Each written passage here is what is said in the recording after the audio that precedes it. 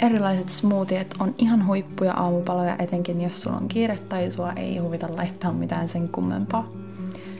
Tällä kertaa mä laitoin tämmösen vihersmoothien. Sen tuli muun muassa lehtikaalia. Hyväkö? No ei, se oli oikeasti ihan hyvä. Aloitetaan laittamalla siihen päärynää. Mä käytän kokonaisen päärynän kuorineen. Se on mun mielestä, tulee hyvin kuituja ja kaikkea hyvää, ja päärynän makeus sopii tohon tosi hyvin.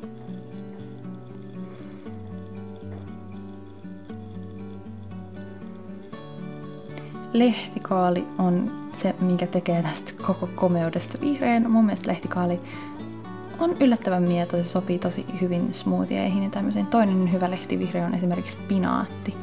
Sitten saa musta smoothie ja vihersmoothie on tosi kivan näköinen muutenkin. Ja sitten lehtikaalit ja pinaatit, niissä on, ne on täynnä kaikkea hyvää. Ja terveyttä helliviä ainesosia. Sitten vaan tungetaan sinne. Ne saa vähän painella, että kaikki mahtuu. Sitten mä laitoin tähän puolikkaan avokadon. Avokado tekee smoothieista semmoisen ihanan paksun ja kermasen koostumuksen. Ei tarvitse edes paljon laittaa. Ja avokadossa on paljon hyviä rasvahappoja. Sitten siinä oli yksi pakastettu banaani. Meni aika nopeasti. Ja sitten puolikkaan limemehu. Se vähän terävöittää sitä makua.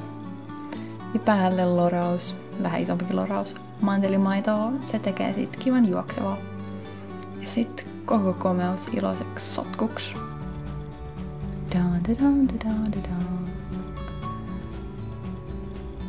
Ja sitten kaadetaan isoon mukiin, yes.